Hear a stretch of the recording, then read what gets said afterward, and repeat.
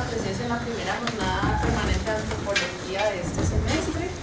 Esta tarde tenemos el gusto de tener con nosotros una invitada muy especial, la profesora Diana Bocarejo Suescún, que es antropóloga de la Universidad de los Andes, magíster del programa de Artes en Ciencias Sociales y doctora en Antropología de la Universidad de Chicago.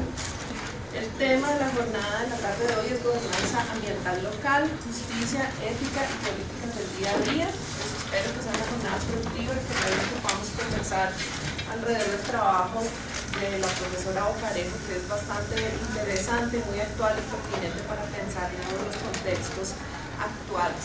Entonces, para no hacerlo más largo, le paso la palabra a la profesora. Muchísimas gracias.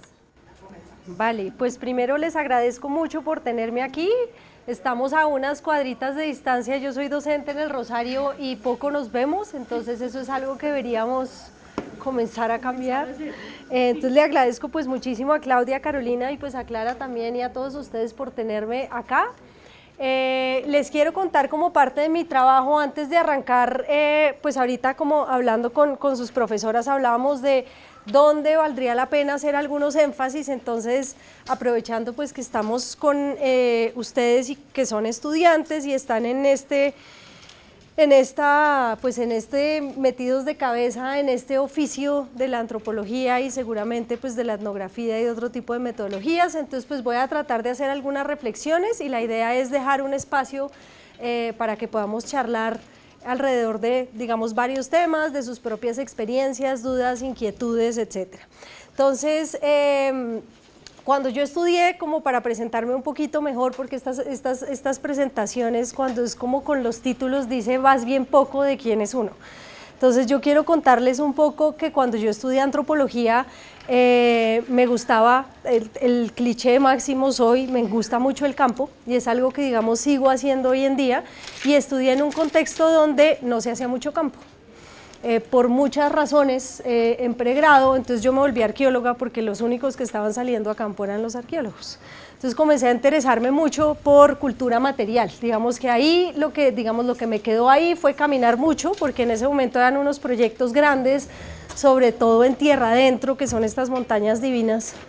Entonces pues ahí aprendí mucho de varios temas, no tanto a nivel de lo que yo terminé haciendo, porque siempre me gustó mucho la antropología social, pero sí de conocer y de caminar un poco y de entender diferentes tipos de metodologías y de aproximaciones. Y luego la otra, digamos, pata mía bien fuerte que siempre me ha encantado, aparte, digamos, de hacer campo, es la teoría social. La teoría social contemporánea me gusta mucho y en particular algo que pues quería contarles y que creo que es una forma como yo he concebido un poco mi quehacer a nivel personal, es cómo crear teoría desde abajo, con la gente con la que uno trabaja. Es decir, la antropología de por sí es un oficio que le dice a uno hay que hacer campo, hay que hacer un trabajo metodológico, pero un poco lo que yo quisiera también hoy con la presentación es mostrarles un poco cómo la teoría misma nace también de las palabras, de un montón de relaciones sociales con las que uno termina pues haciendo y generando en su trabajo de campo. Yo ya llevo como aproximadamente casi 12 años en el Rosario, entonces al igual que ustedes y que muchas de sus profesoras, pues me puse al hombro, bueno, armemos un programa y muchos de los que nosotros llegamos al Rosario armamos el programa con todas las frustraciones con las que veníamos. Era como, no nos gustó esto cuando estudiamos, entonces tratemos de inventarnos cosas, digamos, muy distintas. Y afortunadamente, justo hablábamos, nos tocó unos cambios en la universidad también grandes que nos permitieron meter, por ejemplo, muchísimas salidas de campo y otro tipo de temas, al currículo. Entonces ha sido, un proceso de crecimiento muy interesante porque ha sido un proceso de crecimiento de la mano de los estudiantes. Entonces mucho de lo que les voy a contar hoy se ha hecho con estudiantes, en particular yo tengo un semillero que quiero mucho que se llama Afluentes, y con este semillero que es de estudiantes de pregrado. Colombia tiene algo muy bonito, es que mucho, del trabajo colaborativo es con estudiantes de pregrado. Cuando uno va a otros países en Latinoamérica o en el mundo, la gente no entiende uno por qué trabaja tanto con estudiantes de pregrado y menos con estudiantes de maestría o de doctorado, y acá la historia es muy distinta y yo creo que eso también genera unas particularidades en el trabajo, muy propias y muy distintivas también a lo que es Colombia, a lo que se puede hacer en términos de de producción y de desarrollo de la antropología en un contexto como este. Entonces, sin más preámbulos, pues yo quiero contarles un poquito en qué he trabajado. Entonces mi primer trabajo grande fue sobre multiculturalismo. Me interesaban mucho los análisis espaciales y yo trabajaba mucho antropología jurídica y política. Entonces, que es como la línea fuerte en la que me especialicé, digamos, cuando fui a hacer la maestría y el doctorado. Y yo un poco lo que me pregunté en ese momento es qué estaba pasando con la forma como se concebía, digamos, lo indígena y lo étnico en Colombia y cómo estaba tan ligado a una concepción territorial y eso qué repercusiones tenía, qué implicaciones tenía. Entonces, un poco mi trabajo doctoral fue alrededor de pensar un poquito los sitios incómodos, que eso es algo que a la antropología es muy buena haciéndolo, pero a veces nos cuesta mucho hacerla, pues porque tiene un montón de discusiones de todo tipo. Entonces yo me paré como en espacios difíciles. Les cuento algunos espacios difíciles. Mucho fue trabajado en Sierra Nevada de Santa Marta. Entonces los lugares donde trabajé, por ejemplo, eran lugares donde vivían tanto indígenas como campesinos. Entonces ahí mi pregunta era, ¿qué pasa con el desarrollo de políticas diferenciales cuando estamos en espacios de cohabitación? ¿Quién tiene acceso a quién? ¿Quién es legible por el Estado desde unos lentes particulares y quiénes no? Y allí pues me encontré con cosas tremendamente desastrosas como lo que ustedes ven que está pasando en el país entero y son políticas públicas dirigidas a unos y otros que en últimas lo que hacen es generar un círculo vicioso de separación y de más conflictividad y no realmente búsqueda de alianzas. Pasaban cosas tan absurdas como vengo a hacer un acueducto y lo hago solo para este grupo y para el otro vengo con otra política de desarrollo, entonces se vuelve una cosa muy loca en términos del proceso, de las repercusiones de cómo se movilizan estas políticas. Otro espacio muy difícil de trabajo era también con evangélicos. Yo nunca había trabajado ese tema y en la Sierra Nevada, al igual que en muchos otros contextos, entonces ustedes tenían evangélicos diciendo acá no solamente se trata de la libertad religiosa, se trata que nosotros no tenemos el mismo acceso que tienen ciertas familias de los grupos étnicos porque no tenemos acceso ni al colegio, etcétera. Entonces eran digamos, parte de la población indígena haciendo un reclamo mucho más asociado en términos de clase que en términos culturales. Entonces ahí había un choque súper fuerte, es decir, ¿por qué unos siempre vamos a ser los más relegados en el marco de la representación política de otros? Entonces de nuevo otro espacio tremendamente complejo y difícil y también pues estudié un poco los cabildos urbanos en Bogotá. En ese momento en la alcaldía de Lucho Garzón había hubo una apertura muy interesante en Bogotá en donde se comenzaron a reconocer cabildos urbanos, pero también existía esta duda de, bueno, si son cabildos que no están reclamando un territorio en el área, ¿cómo hacemos para pensarnos, digamos, cultura? ¿Cómo hacemos para pensarnos arraigo? ¿Cómo hacemos para pensarnos un montón de temas que desde la misma forma como se piensa lo étnico en Colombia, que es como una lista de rasgos, eso es muy como noción de culturalista siglo XIX, ser X, ser tal tipo de indígena es tener como una lista de rasgos, y hacer, digamos, el reconocimiento de étnicos generaba un montón de dudas, un montón de suspicacias y un montón de retos tremendamente fuertes, digamos, para la política y para los movimientos sociales mismos. Después de eso, y lo podemos hablar más adelante, yo sentí, siempre me ha gustado tratar de apoyar en algún tipo, digamos, de movimiento, de política pública, y yo siento que el multiculturalismo en Colombia tiende a ser como muy binario y tiende a crear unos huecos que son muy difíciles de zanjar. Entonces yo en particular dije, quiero trabajar otra cosa, o sea, como que sentí que ahí estaba como pedaleando y pedaleando, hablé con varios magistrados de la Corte y si ustedes hacen un estudio, por ejemplo, de las sentencias de la Corte Constitucional, para uno como antropólogo es duro, porque los términos, o sea, son términos que uno ya dejó de utilizar y de repente aparecen pues con toda la violencia y la crudeza de cómo pensamos, por ejemplo, cultura de una manera muy estática, de cómo pensamos quién es quién, de cómo pensamos subjetividad, y a mí eso me costó, digamos, a nivel personal mucho trabajo y dije, me voy a cambiar un poquito de tema y comencé a trabajar hace varios años temas ambientales. no más amable en un contexto como el colombiano y el actual, obviamente en el mundo, pero dije, quiero poner mi granito de arena en procesos comunitarios de manejo del agua y en procesos comunitarios de manejo, digamos, territorial. Comencé a trabajar en contextos, en grupos con biólogos y con ingenieros.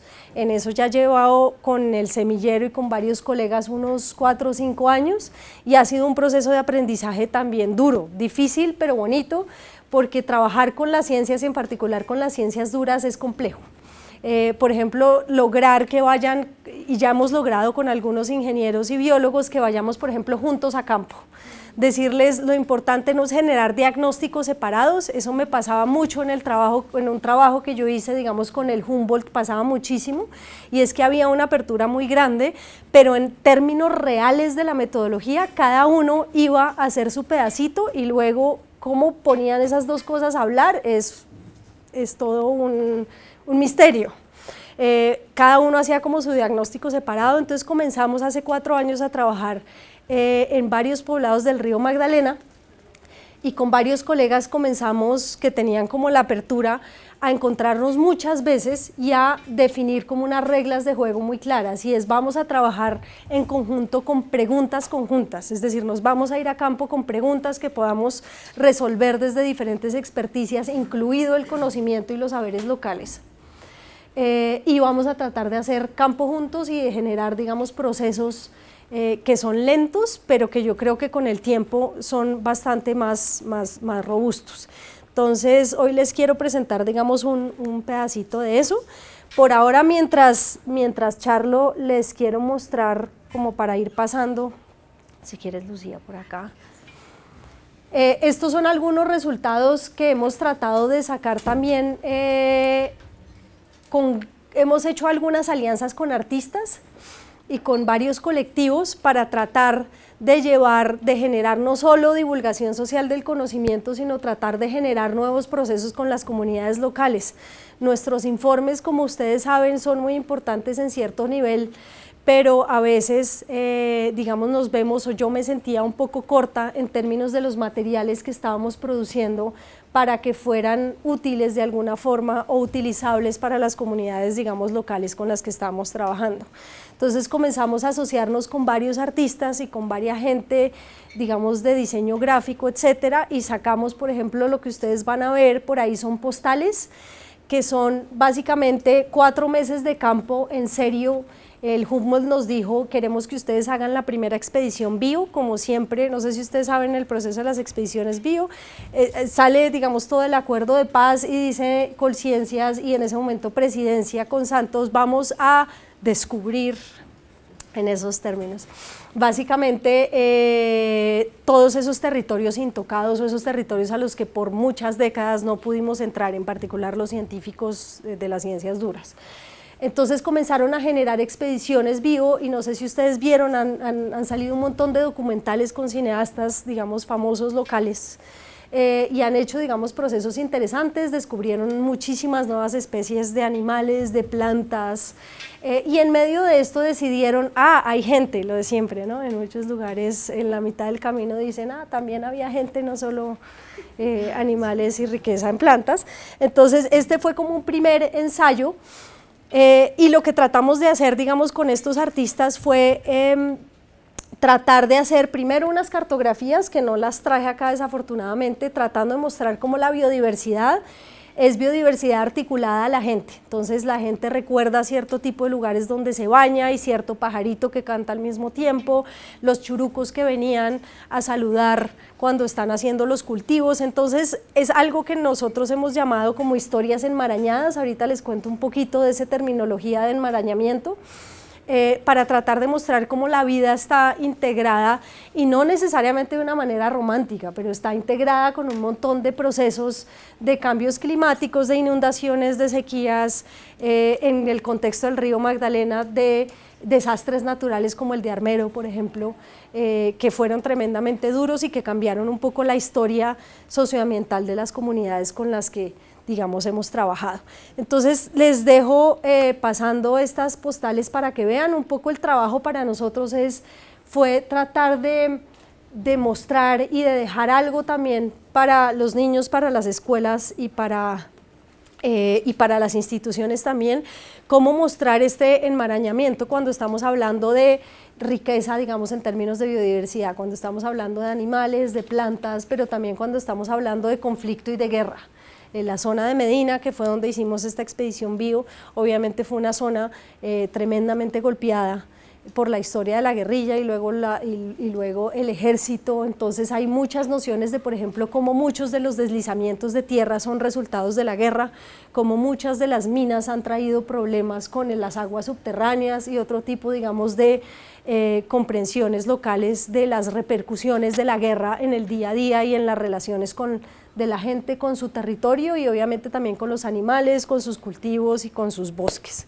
Entonces un poquito así muy de rapidez, en eso es lo que yo me he movido, digamos, últimamente, y hoy quiero traerles como una especie de pruebita un poquito más etnográfica con un pequeño texto escrito que les voy a leer y voy a arrancar con algunos sonidos como para llevarlos a otro lugar, en este caso en particular por el río Magdalena.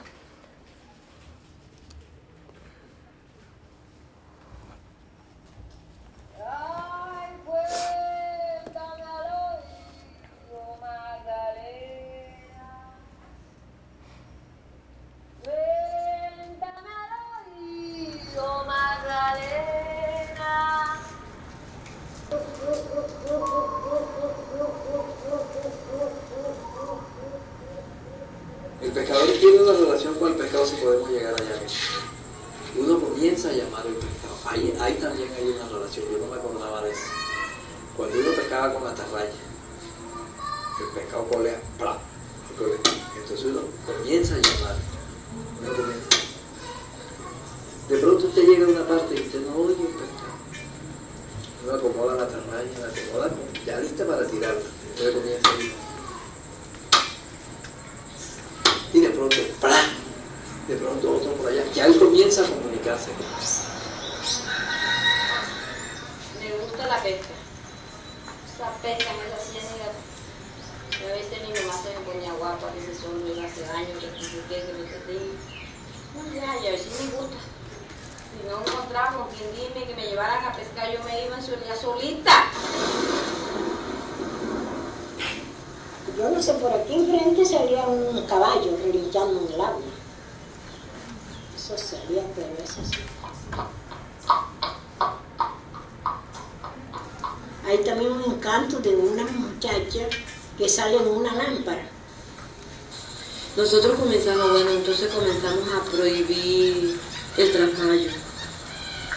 Comenzamos a que solamente se pescara de lunes a viernes, que la ciénaga descanse sábado y domingo, que nadie salga a la ciénaga los sábados y domingos, nadie salga. Eso lo hemos logrado.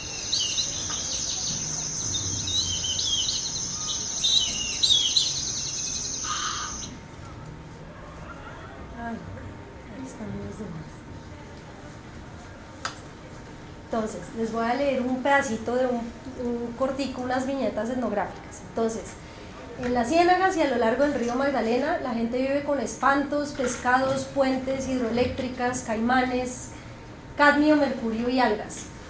Entre esta maraña de relaciones se forjan las muchas vidas de pescadores alrededor de un oficio que lucha por permanecer, en este caso la pesca por el río Magdalena.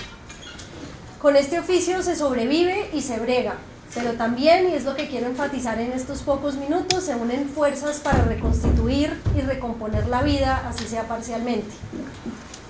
En muchos casos se reconstituye la vida a través del día a día, a través de arreglos comunitarios, muchas veces invisibles para el Estado y para las grandes movilizaciones políticas y los cambios jurídicos del país. Y es a través del día a día, desde sus bellezas y durezas, que creo que hay muchas ventanas posibles de recomposición. Y acá, un poco lo que yo he tratado de seguir en campo son algunas, digamos, relaciones con plantas o con algo que yo llamo los ritmos del río, que cambian formas de manejo, digamos, a lo largo del tiempo, del año, y entender cómo la gente piensa su relación, digamos, en este caso, con la ciénaga a partir de algunos de estos, digamos, animales o plantas. En este caso voy a arrancar con la agalla, lo que se llama la agalla. Entonces, la agalla es una planta verde que crece en las ciénagas. Muchas criaturas viven a su alrededor y tiene su propio tiempo. Puede verse cuando comienza a llover y cuando llega el verano le sale una baba que luego se convierte en unos pequeños huevos y luego muere. En el fondo de estas plantas está la comida. Entre estos pequeños pompones los peces se refugian y la comida se reproduce. Es como una casa. Explican Hermis y Danelia, que son dos expertos pescadores de la Ciénaga La Rinconada, una de las ciénagas del río Magdalena en Colombia. Durante estos días, Danelia pesca con un pequeño palo de madera y unos anzuelos. Trata de encontrar una galla gruesa cerca del borde de la ciénaga y allí detiene su canoa para atrapar parcialmente algunas loras o mojarras. Durante estos días también se realiza una de las artes de pesca más difíciles y sorprendentes, flechear. Remando en una canoa de madera, expertos pescadores llevan dos palos largos, uno con algunas puntillas y el otro con un mazo largo. Golpean fuertemente debajo de la galla para aturdir a los peces y luego visualizan rápidamente su objetivo, lanzando la flecha lo más rápido posible. Se espera que el objetivo sea un bocachico, uno de los peces más amados del río y de las ciénagas, tanto que en las tierras bajas la gente lo llama simplemente pescado, el propio pescado. Flechear no es una tarea fácil, e incluso si está llena de orgullo motivado por el dominio de la difícil técnica, hoy en día está lejos de ser satisfactorio si todo lo que Hermis y otros pueden atrapar es 1 o tal vez 3 bocachicos como máximo. A lo largo de esta ciénaga, las artes de pesca y la agricultura se sincronizan con los ritmos del agua, las lluvias, las estaciones de cultivo y las rutas de migración de peces. Hay mucho que pensar con estos movimientos del agua o lo que he llamado ritmos del agua. Los ritmos incluyen un vocabulario amplio, que es jerga del día a día, o también lenguaje más institucional y académico. Ciclo, pulso, golpeteo, movimiento superficial, velocidad, ritmo, flujo perenne, fluctuación, flujo intermitente. Turbulencia y flujo efímero. Los ritmos incluyen golpes suaves o fuertes del viento, el flujo de los niveles del agua y aquellas épocas de invierno en el que el río le mete agua a la ciénaga o de sequía en las que las ciénagas le botan agua al río. Los ritmos incluyen también la reproducción de los ciclos de los peces, como cuando los bocachicos y otros peces se quedan engordando en las ciénagas, principalmente alimentándose de la vegetación acuática. Luego, al comienzo del periodo de aguas bajas, abandonan las ciénagas subiendo por el río en una migración masiva conocida como la subienda. La subienda está llena de historias de abundancia y alegría, niños y pescadores que pescaban solo con canastos y sombreros y el increíble espectáculo de ver a muchos peces saltar, colear y moverse a contracorriente. Estas son unas fotografías del archivo histórico, unas están en la Luis Ángel y en la Biblioteca Nacional, precisamente mostrando estos momentos de subienda.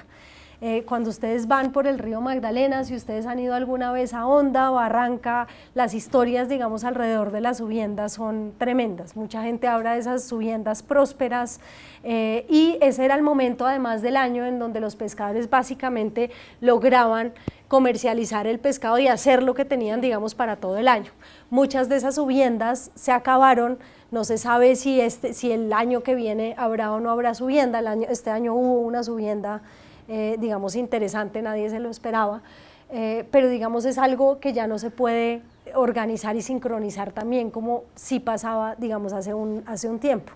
En Honda, no sé si ustedes conocen, hay un festival cada febrero que se llama el Festival de la Subienda. Entonces les recomiendo mucho ir, es un festival todavía, es un festival súper lleno de nostalgia. A mí me impresiona mucho, digamos, hablar con los pescadores en ese momento porque siguen con sus artes de pesca, también hacen concursos de cocina al lado del río, entonces son los concursos también sobre como patrimonio gastronómico alrededor de la subienda y alrededor un poco de las historias del río.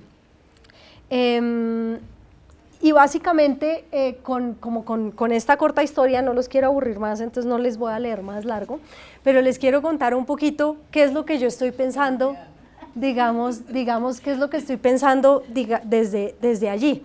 Entonces este es un grupo, una asociación de pescadores y agricultores en esta Ciénaga La Rinconada, que ha tratado de generar procesos colectivos. Ellos tienen una tierra que han mantenido desde los 40 colectiva, en donde todo el mundo puede ir a cultivar.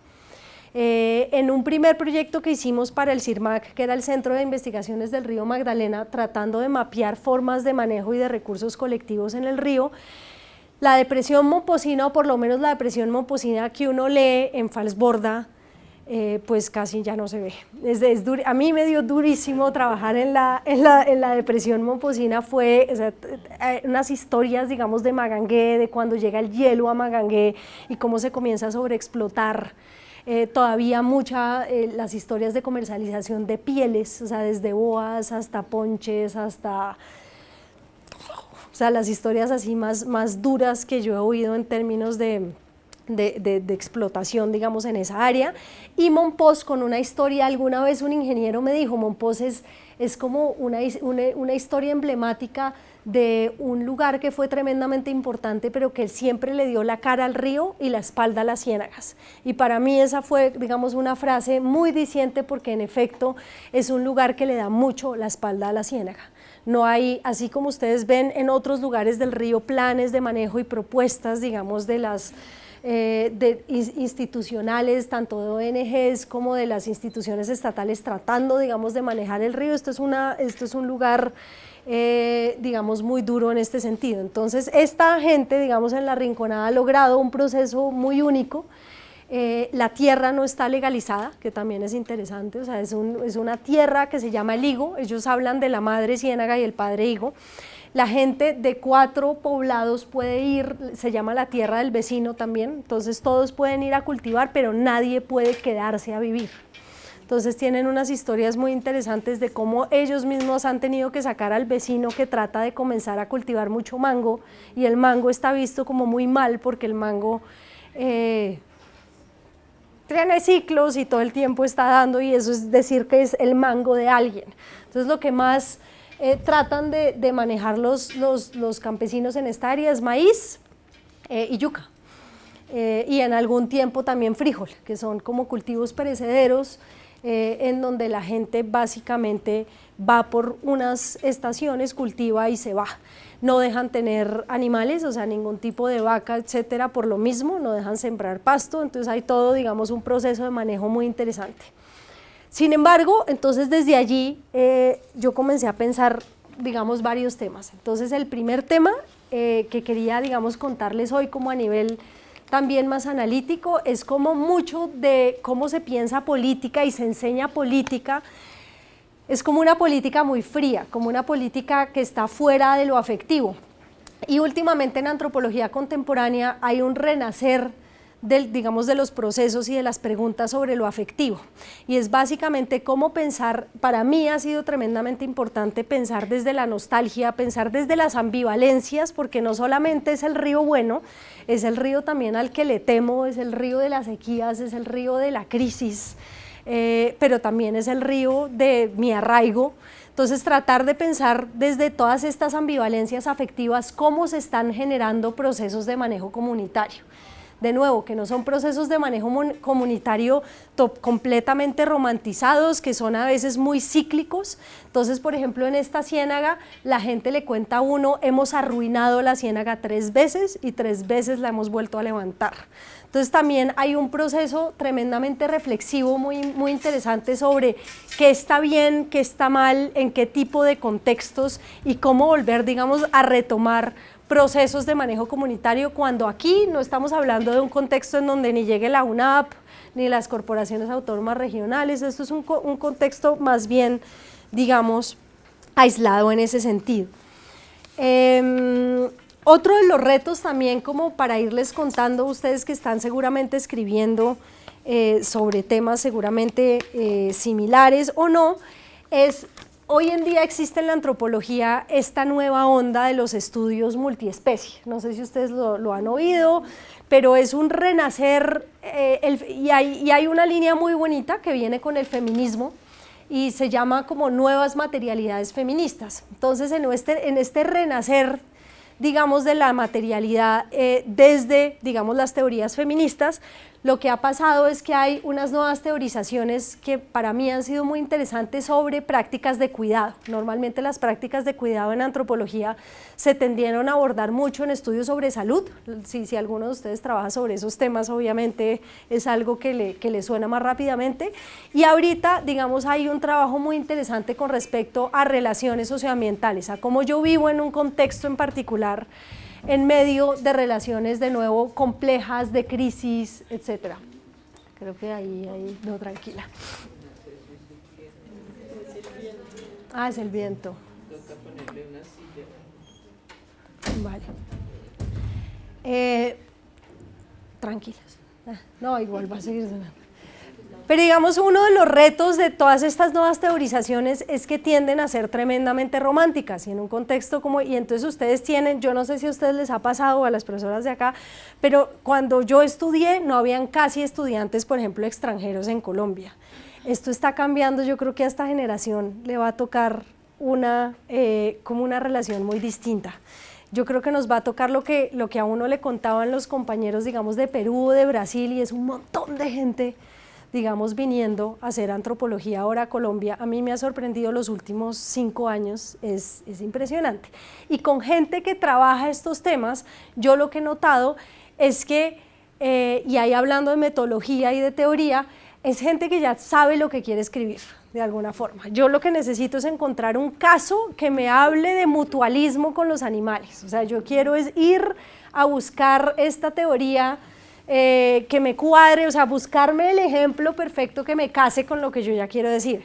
Entonces ahí es la primera cosa que yo les diría, uno tiene que timbrarse. Cuando tiene el asunto resuelto desde el libro, hay algo que díganse, hay algo que estoy haciendo mal, porque la vida es más compleja y más complicada que eso. Y si algo bonito yo creo que tiene la antropología colombiana es pararse desde esos sitios incómodos y pararse desde las complejidades y no necesariamente desde estas grandes teorías totalizantes que explican muy simplemente algo.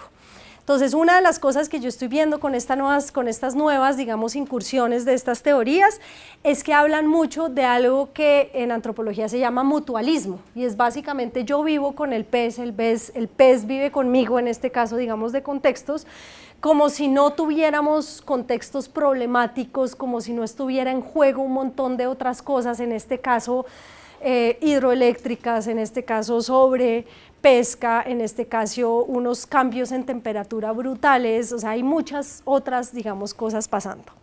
Entonces, yo me inventé y lo quise, digamos, expresar desde Marañas precisamente eso. En inglés y en literatura, digamos, de teoría social contemporánea, hay algo que se llama entanglement, no sé si lo han oído, está en todos lados. Y un poco yo lo que quise decir es que esto no es solamente un entanglement, realmente es un enmarañamiento, es decir, la gente tiene nudos, es complejo, yo me relaciono con los peces de una manera compleja, de una manera en donde yo lo llamo mi comida, pero al mismo tiempo tengo que cuidar que se sigan reproduciendo para que yo pueda comer, pero al mismo tiempo en ciertos contextos, no en la rinconada, pero si ustedes se paran en Honda o en Barranca o en otros contextos, la relación con los peces es una relación con el comercio, no es venta, no es, digamos, pesca para subsistir, sino es pesca para la venta. Entonces esto también trae todo un sinnúmero de complejidades, digamos, asociadas. Entonces yo lo que he querido hacer es tratar de pensar desde estos movimientos, digamos, del agua, desde sequías, desde Armero, desde La Galla, desde básicamente relaciones, pero que sean complejas, y desde allí pensarme formas de manejo comunitario y lo que la gente hace en el marco de discusiones y de situaciones, digamos, bien complejas. ¿Qué es lo difícil? Que seguramente a todos en este salón nos ha pasado, y es tratar de apoyar muchas de estas propuestas al mismo tiempo reconociendo sus complejidades y sus ambigüedades. Y eso yo diría que es un llamado tremendamente importante a ustedes, futuros antropólogos. No esconder las complejidades, sino tratar de manejarlas y tratar de pensar con las complejidades.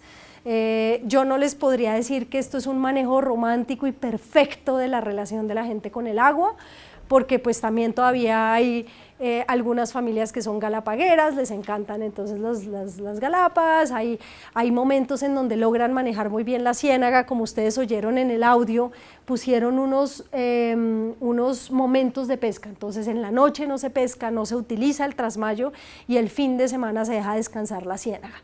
Entonces, por ahora han logrado mantenerlos, pero no todas las familias, está el pueblo de al frente que quiere vender, entonces ahí hay un montón de complejidades que yo creo que como etnógrafos tenemos que hacer visibles y tenemos que tratar de evaluar qué hacer, cómo pensar estas formas de manejo de una manera en la que respondamos con la complejidad del contexto obviamente estudiados. Mal haría yo decirles que todo es completamente perfecto, o mal haría yo también de decirles que todo está acabado y que esto es una gran crisis, que es la otra retórica, sobre todo muy asociada al río Magdalena. Es como cierre y vamos, el río ya está vendido, se vendió a las hidroeléctricas y no hay nadie haciendo nada, hay mucha gente haciendo muchas cosas. Entonces, precisamente es pararse desde esa complejidad, algo que trabajamos mucho con los estudiantes y que en sus propias tesis les cuesta mucho trabajo, no sé si ustedes se identifican con lo que voy a decir, pero es querer que la gente con la que uno trabaja sea completamente coherente. Es decir, nosotros podemos ser completamente incoherentes, pero en cambio si yo trabajo con un movimiento social campesino, quiero que, mejor dicho, de 5 de la mañana a 10 de la noche tenga la coherencia que yo asumo tiene que tener. Y eso es algo que yo creo que en la antropología es muy buena, precisamente captando y reconociendo estas complejidades, pero a veces se nos olvida. Y yo creo que a veces muchos de los que estamos interesando en apoyar procesos políticos podemos caer en, digamos, en unos binarios que no ayudan, digamos, a fortalecer realmente los procesos. Eso es lo que me pasó a mí con multiculturalismo. Básicamente decir que al generar un discurso crítico sobre algo, lo que estoy haciendo es minimizar cierto tipo de apuesta política. Y yo creo que eso ha traído consecuencias tremendamente nefastas, porque ustedes lo ven en la calle, o sea, ustedes ven gente y no necesitan ser antropólogos para darse cuenta que la gente juzga durísimo a los indígenas en este país. O sea, es como, usted no está haciendo esto, entonces ya no merece básicamente mi respeto. Usted está viviendo acá y no está viviendo donde tiene que estar viviendo, entonces ya yo pienso que es incoherente e incongruente con lo que usted debería hacer y representar, digamos, en un país como Colombia. Entonces, ojo con esos binarios y con esos juicios, porque yo lo que siento que hacemos como antropólogos muchas veces y en muchos contextos es que todas nuestras frustraciones se las dirigimos a las personas con las que trabajamos y se supone que ellos tienen que resolver allá un montón de cosas. Entonces, digamos, ese es otro tema que quería contarles. En términos metodológicos, hay varios puntos que me gustaría tocar. Entonces, el primero, y es algo que yo creo que con el tiempo he tratado de pulir cada vez más en antropología, y es que nosotros tendemos a teorizar muy separado de la metodología. Y eso es un llamado que yo les digo y ojalá ustedes como nueva generación logren impulsar esto un poquito más. Hay muchos autores más viejos sobre todo, que nos decían, ojo con los objetos de observación. Nosotros trabajamos mucho con los objetos de estudio. Ejemplo, yo trabajo multiculturalismo, yo trabajo identidad, yo trabajo pero trabajamos mucho menos en cómo se operacionalizan esas categorías académicas en el campo. Es decir, si yo quiero seguir algo que yo llamo un proceso político, ya les digo y les ejemplifico para mostrarles lo complejo, ¿qué sigo en campo? Y eso es algo que uno ve, las mejores tesis, diría yo, de pregrado son las tesis que se preguntan muy específicamente, no que se ponen a teorizar por allá, sino en términos muy concretos, ¿qué prácticas sigo yo en campo si quiero hacerme una pregunta sobre política? Entonces, la primera dificultad que yo he tenido con este tipo de proyectos es hablarle a colegas o a otras disciplinas que trabajan sobre movimientos políticos, porque es que esta gente no hace parte de ningún movimiento político grande. Esta gente no hace parte de la mesa de pesca del río Magdalena, esta gente no se siente representada por los líderes que son más vocales en Bogotá. Esto es un proceso tremendamente importante, obviamente, pero esto no está pasando en el campo en el que yo estoy trabajando. Pero esto no quiere decir que la gente en campo no haga gestión y no haga política. Entonces, ¿qué es lo que yo comencé a aprender? Y ahí me sirvió mucho la antropología política vieja. si para algo éramos buenos los antropólogos en antropología política, era para entender cómo se creaban normas locales que muchas veces no se articulaban con el Estado y con las políticas estatales. Algunas sí, otras no. Yo creo que ahí hay un campo tremendamente importante todavía en Colombia, por miles de los procesos históricos de las zonas, digamos, rurales y de las ciudades en Colombia, en donde la gente ha generado reglas y formas de vida que no necesariamente están ligadas con lo que el Estado les dice está bien o mal. ¿Quién no ha oído en trabajo de campo a alguien decir las reglas o las leyes son lo más injusto que hay? O sea, es decir, lo que yo considero, lo que muchas de las poblaciones con las que trabajamos consideran bueno o malo, no necesariamente están organizados o normatizados a partir de las leyes del Estado. Y eso es algo que la antropología dijo hace mucho rato, y yo creo que vale la pena, por lo menos en lo que yo estoy trabajando, volver a rescatar. Muchas de las instituciones, cuando yo me he sentado con las corporaciones, cuando me he sentado con Cor Magdalena, son muy miopes en ver que hay procesos de gestión comunitaria más allá de lo que ellos están diciendo que hay que hacer. Más aún, que si hay procesos, por ejemplo, de cuidado de cierto tipo de vedas de peces, cuando los bagres, por ejemplo, están enhuevando, cuando los bocachicos también están migrando, no necesariamente son por las vedas que impone la UNAP. Entonces es interesante comenzar a pensar otros procesos y lo que yo he llamado política desde el día a día. Básicamente son decisiones que la gente va tomando que tienen repercusiones súper grandes sobre lo que yo estoy llamando política y en este caso sobre lo que yo estoy llamando normatividades ambientales. Entonces yo estoy en el Rosario, que es un lugar que ustedes saben, al igual que el externado, que tiene una historia grandísima en leyes. O sea, si algo se le viene a uno a la cabeza en estas dos universidades, son escuelas de derecho tremendamente fuertes. En este momento hay una maestría de gestión y manejo ambiental y de derecho ambiental. Y hemos logrado con un par de colegas generar un poquito este cambio y decir, ojo, cuando nosotros hablamos de derecho ambiental estamos hablando de una pluralidad de normatividades y de cómo entender esa pluralidad en un contexto como el colombiano. Entonces no solamente se trata de entender los ejercicios y las aperturas de participación ciudadana que hay dentro de la legislación colombiana, sino entender cómo en el marco de muchas realidades locales se han creado, digamos, normatividades y formas sustanciales de manejo ambiental. Entonces ustedes me pueden decir, pero ¿por qué todo esto es relevante? Es relevante por varias razones. Si ustedes siguen los conflictos que hay, por ejemplo, entre parques naturales y campesinos en muchas áreas en Colombia, se dan cuenta que esto es sustancial, porque se asume o se ha asumido dentro de la política ambientalista en Colombia que lo que hay que definir son áreas sin gente para que los procesos de conservación puedan llegar a buenos términos. Entonces aquí la antropología tiene absolutamente todo para decir. Es decir, una de las cosas que seguramente muchos han dicho también acá es en muchos contextos alrededor de parques naturales o fuera de estas figuras, los procesos de conservación han ido de la mano de procesos organizativos sociales. Si yo no entiendo eso, no entiendo la mitad de lo que ha logrado de alguna forma guardar en biodiversidad este país. Entonces aquí digamos que cambia radicalmente la forma como yo me acerco al tema de la conservación. No solo se trata de pensar conservación sin gente, sino básicamente cuáles son los procesos que han permitido que tengamos lo que seguimos teniendo hoy. Y eso es una entrada de trabajo a las poblaciones locales muy distinta que la que tenemos hoy en día.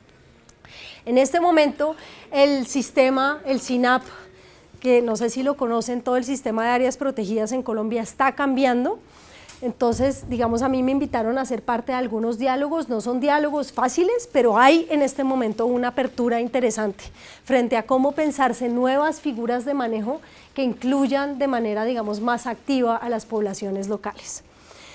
sin tener que estigmatizarlos y menos aún, que es lo que está pasando hoy en día, generar básicamente alas militarizadas que van a cuidar supuestamente el medio ambiente. Entonces esto tiene implicaciones muy importantes, digamos, en nuestro día a día y en lo que está pasando. Entonces este proyecto no es una cosa, digamos, allá de la oficina, y a mí me gusta escribir y ya les leí un pedacito de cómo me gusta escribir, pero también es importante generar, digamos, estas apuestas y estos diálogos con política pública y tratar también de cuestionarnos a nosotros mismos sobre qué tipo y cómo, qué tipo de información vamos a generar y cómo podemos ayudar también a cambiar este tipo de propuestas y de sentidos comunes tan fuertes, digamos, en Colombia. Otro de los temas que a mí me ha parecido súper interesante que la antropología yo creo que puede ayudar hoy es que muchos de los debates, por ejemplo, sobre ética, hace mucho tiempo se hablaba de la ética y de la política como si fuera una cuestión de la religión.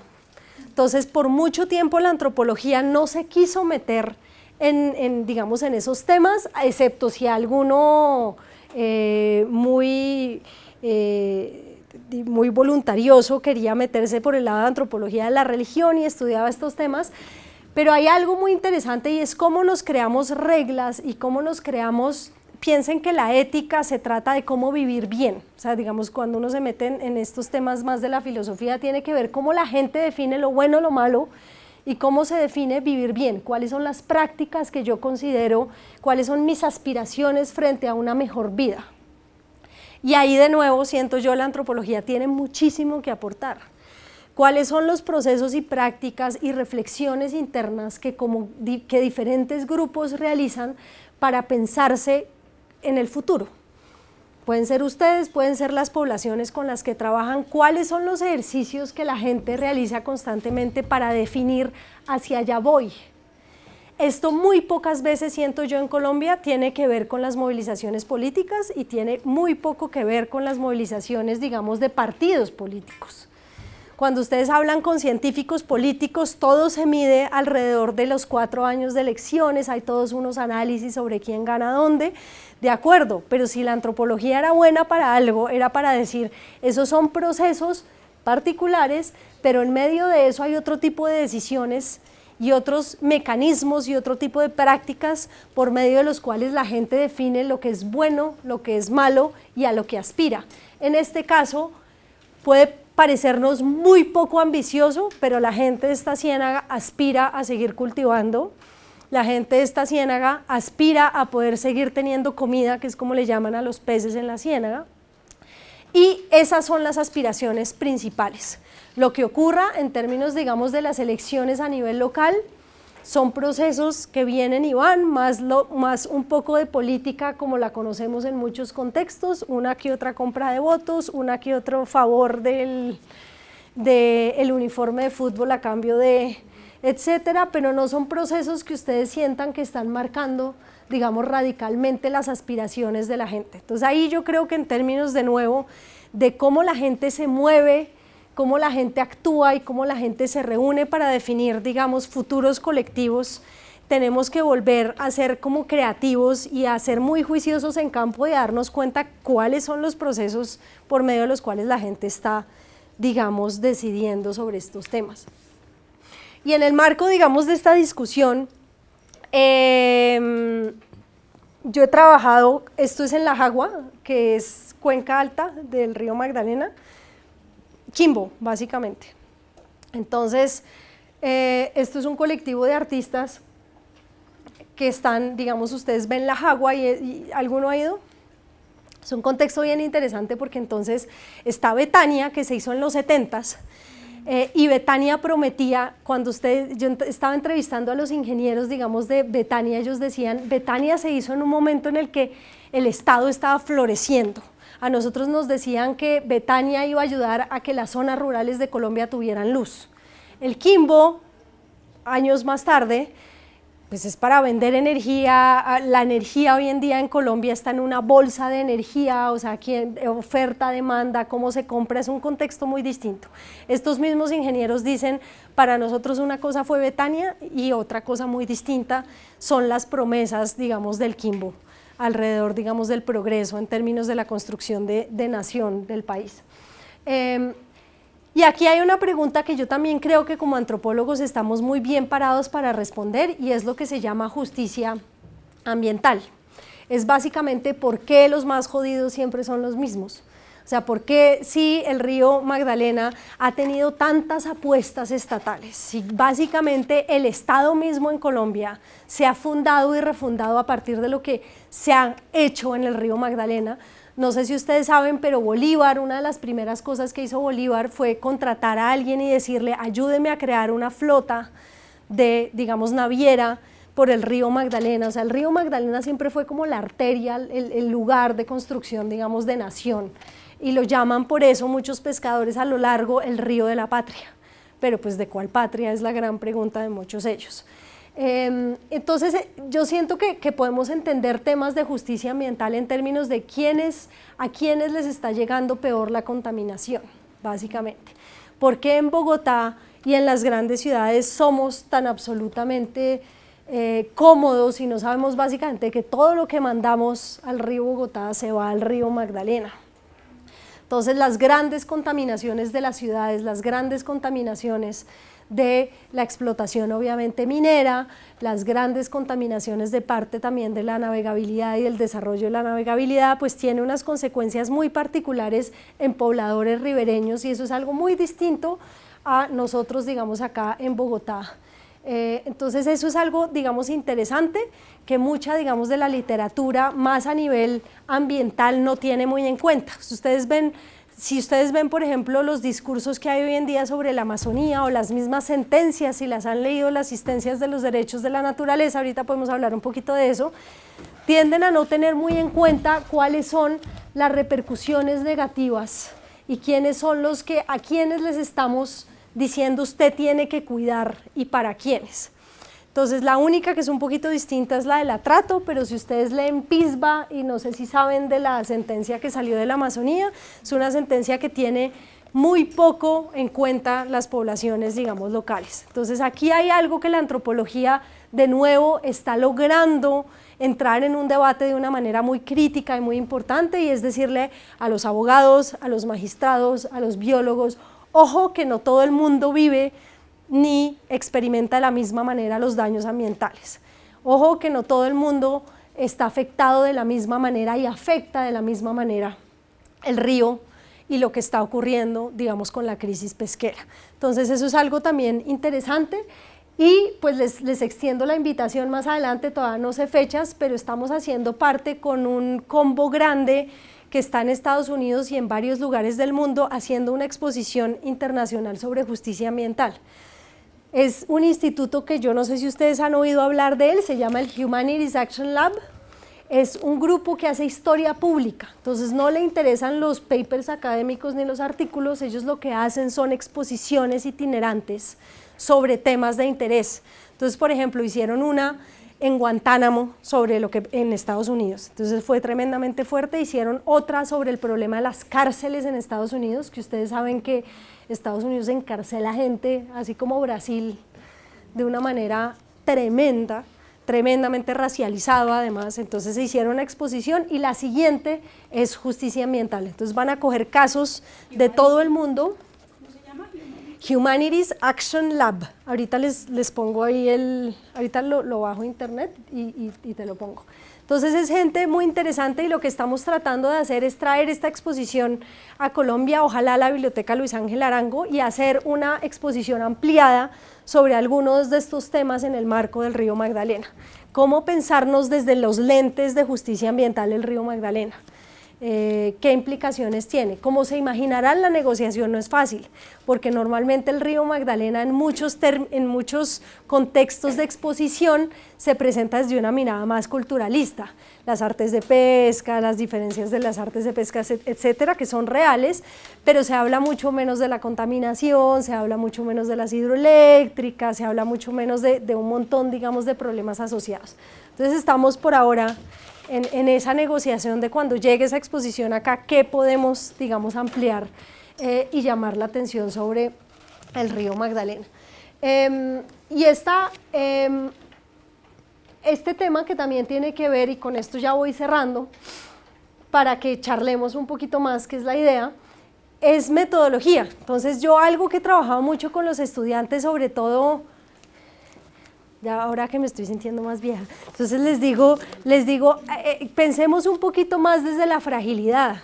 A uno casi siempre le enseñan en antropología que uno tiene que tener argumentos claros, que uno tiene que tener metodologías muy claras, de acuerdo, tratemos de hacerlo, pero tratemos de cuestionarnos también nuestra posición muy frágil en campo. No solamente en términos de hacerlo, sino de cuáles son los resultados en campo. Piensen que la historia que yo les conté puede verse como una historia muy frágil. Yo no les estoy hablando de unos grandes héroes, ni les estoy hablando de unas grandes movilizaciones, y sin embargo veo allí unas posibilidades políticas para la gente grandísimas, casi que mucho más que otras grandes movilizaciones. Entonces, a mí últimamente me está interesando acercarme también a la antropología y al oficio mismo de una manera menos, o sea, sin tratar de evocar un montón de certezas que a veces no podemos evocar. Y a veces siento que caemos en querer buscar unas certezas que ni están en campo y que seguramente no ocurrirán, pero que precisamente parte de lo bello, digo yo, de este oficio es abrazar un poquito más esa fragilidad y preguntarnos frente a las posibilidades mismas de esta fragilidad en un contexto en el que estamos, en un contexto en los temas que yo trabajo de crisis, en un contexto en donde la gente siente como este sentido de urgencia, hay que hacer algo. Ahorita ustedes lo ven con lo que está pasando en Amazonía, esto se está quemando. O sea, hay unos contextos fuertes, difíciles, y sin embargo, yo siento que como antropólogos estamos bien equipados para decirnos, no solamente se trata de decir ya no hay nada que hacer, sino tratar de mirar en el marco de estos contextos difíciles cuáles son, digamos, esas alternativas y posibilidades.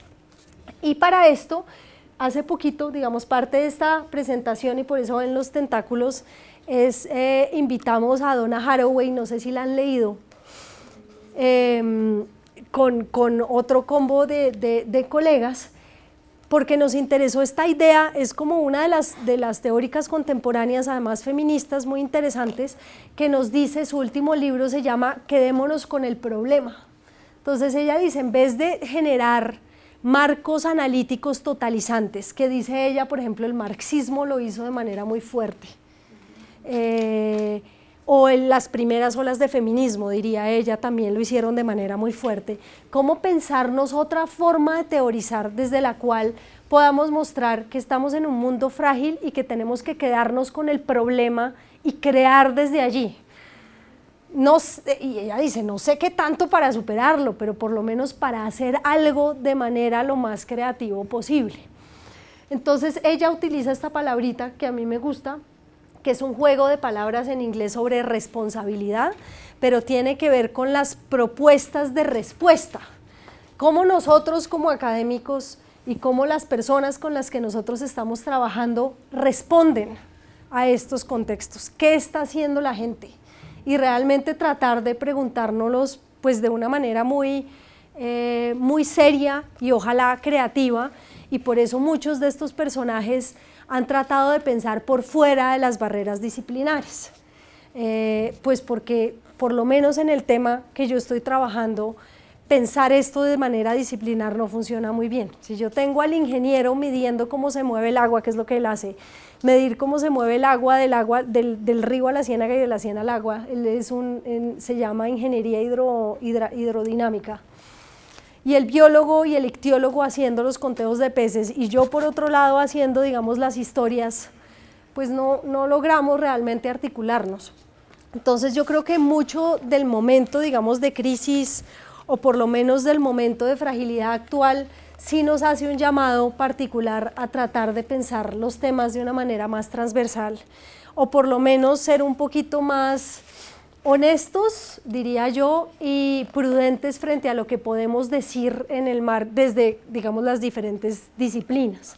De pronto nosotros estamos más dispuestos a hacer lo que las ciencias duras, yo creo que sí, es cierto, yo creo que en Colombia todavía hay una como soberbia bien fuerte de muchas, digamos, de estas ciencias duras en decir yo tengo la verdad, pero lo interesante, digamos, de este evento era tratar de decir en este contexto tan inestable, en un contexto donde están ocurriendo tantas cosas en el mundo entero, vale más la pena que nos hablemos, digamos, entre varios y tratemos de generar algún tipo de solución y algún tipo de reflexión que tratar de seguir pensando, digamos, desde barreras, digamos, tan disciplinares. Y de nuevo, esto no quiere decir que cada una de las disciplinas no traiga algo particular a la discusión, yo sí creo que lo hace, y he tratado de digamos, en esta corta charlita mostrarles qué siento que desde la antropología hoy en día, digamos, para el caso colombiano, podríamos hacer y podríamos hacer mucho más.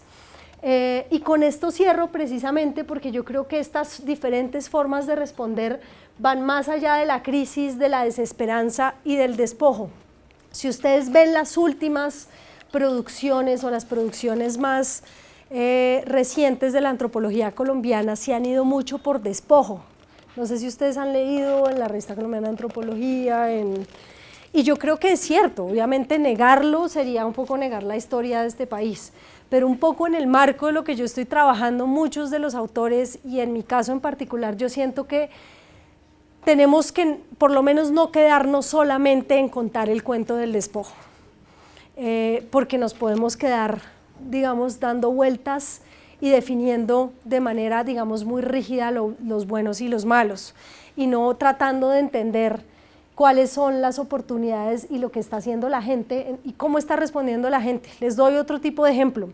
En Zona Bananera, que es un sitio que les conté que trabajé, es la zona bananera del Magdalena, cuando llega la United Fruit Company en 1900, la zona bananera tiene una historia de despojo tremenda, es una historia donde la gente y los campesinos no tienen tierra, y donde hay toda una noción de campesinado asalariado. Si alguna vez ustedes leyeron a Catherine Legrand y bueno, Archila también tiene escritos, en fin, ahí hay un caso bien interesante.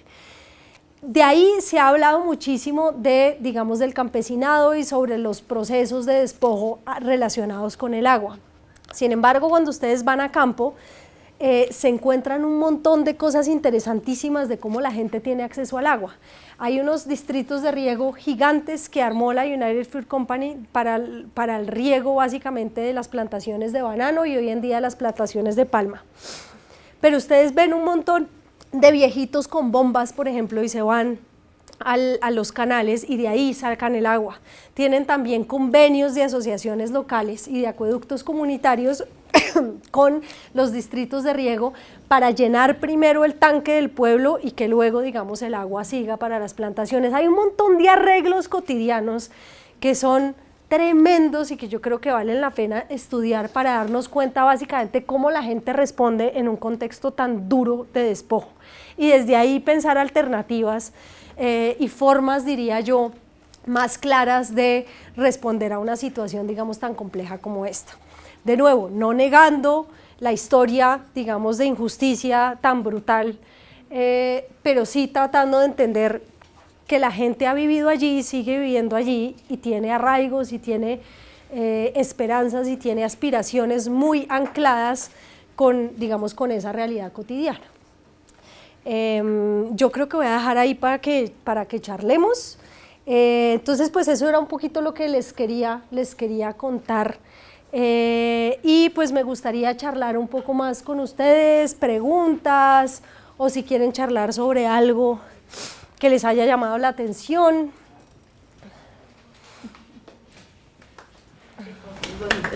Gracias.